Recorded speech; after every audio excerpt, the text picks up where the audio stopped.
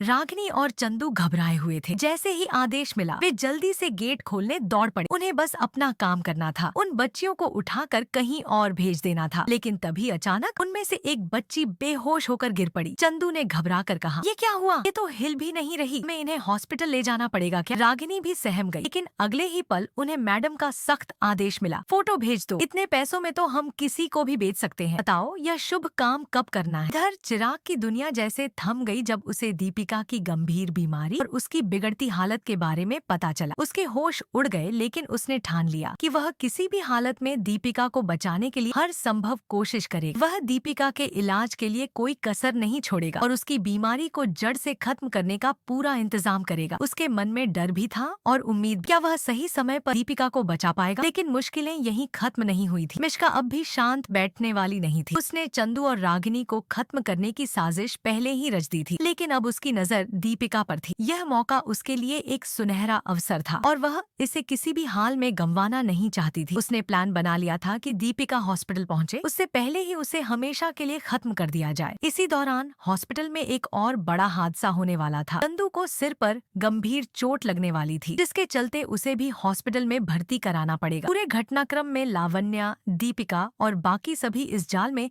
उलझते नजर आएंगे। मिश्का के इरादे और भी खतरनाक होते जा रहे थे। वह किसी भी हाल में दीपिका को जिंदा नहीं छोड़ना चाहती थी, क्योंकि दीपिका के जिंदा रहने का मतलब था उसके सभी काले कारनामों का खुलासा होना। अब सबसे बड़ा सवाल यही है, क्या चिराग वक्त रहते दीपिका को बचा पाएगा? क्या मिश्का अपने खतरनाक इरादों में कामयाब होगी या फिर कोई अनजान ताकत उसे रोक देगी? क्या दीपिका अपनी बीमारी से लड़कर वापस आ पाएगी या यह सब कुछ एक बड़ी साजिश का हिस्सा है? इन सभी सवालों के जवाब आने वाले एपिसोड में मिलेंगे। तब तक जुड़े रहें और नई अपडेट्स के लिए इंतजार करें।